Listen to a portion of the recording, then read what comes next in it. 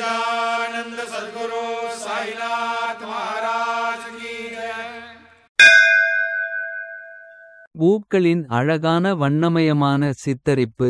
இந்த உலகில் யார் என்றென்றும் வசிப்பார்கள். பல பழங்கள், பூக்கள், பல்வேறு தாவரங்கள். அவற்றை உருவாக்கியவர் யார். நல்லொழுக்கங்கள், குறைகள், சுவை, சக்தி. இவை அனைத்தும் வாழ்க்கைக்கான சொத்துக்கள். சிலவற்றில் மனம் இருக்கும், சிலவற்றில் துர்நாற்றம் இருக்கும். சிலவற்றில் மனமே இல்லாமல் இருக்கும். நாவல் பழம், கருவேல மரம் ஒரே நிலத்தில் வளர்கிறது.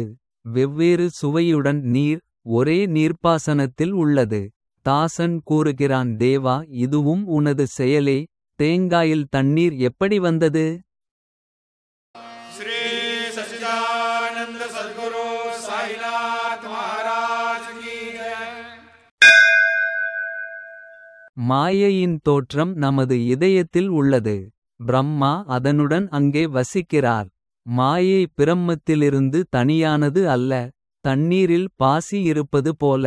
சத்குருவிடமிருந்து விலகி யார் இருப்பார்கள். அவரை உங்கள் இதயத்தில் வைத்திருங்கள். என் பாபா சாயி ஞான சூரியன். குழந்தைக்கு தாய் இருப்பது போல் தாசனுக்கு சாயி இருப்பது அதேபோல். श्री सच्चिदानंद सद्गुरु साईनाथ महाराज की जय। சத்குருவின் எண்ணங்கள் எவருடைய மனதில் வசிக்கின்றனவோ. அவரது உடல் ஒரு பிரகாசமான ஒளிக்கற்றை. எப்போதும் தீபாவளி தசரா கொண்டாடப்படும்.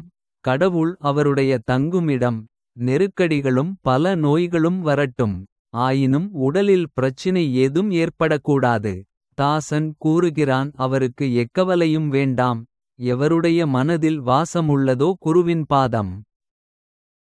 श्री सच्चिदानंद सद्गुरु साईनाथ महाराज की जय।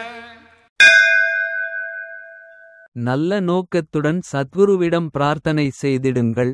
மனதின் ஆசைகளை கைவிடுங்கள். முகத்தில் ஒளிவீசும் இனிமை தோன்ற வேண்டும். கடவுளும் அதைக் கண்டு மகிழ்ந்திடுவார்.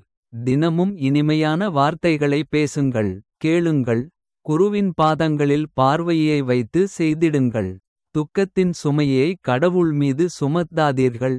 தாசன் கூறுகிறான், கடவுள் ஒவ்வொருவரின் உள்ளத்தையும் அறிவார். श्री सच्चिदानंद सद्गुरु साईनाथ महाराज की जय। குரு கிருபை கிடைக்கும் நம்பிக்கையை நான் கைவிட மாட்டேன். இப்போது காலை பொழுது உதிக்கப் போகிறது. தாகமுள்ள உயிரினம் வறண்டு வாடுகிறது. அவை வாயால் தண்ணீர் தண்ணீர் என கேட்கிறது. செல்வந்த எஜமானியின் கால்களை பிடித்திருக்கிறேன். இது ஒருபோதும் வீண் போகாது. தாசனுக்கு அவர் தடைக்காலம் அளித்தார். அதைச் செய்ய வலுவான உணர்வும் மனமும் வேண்டும்.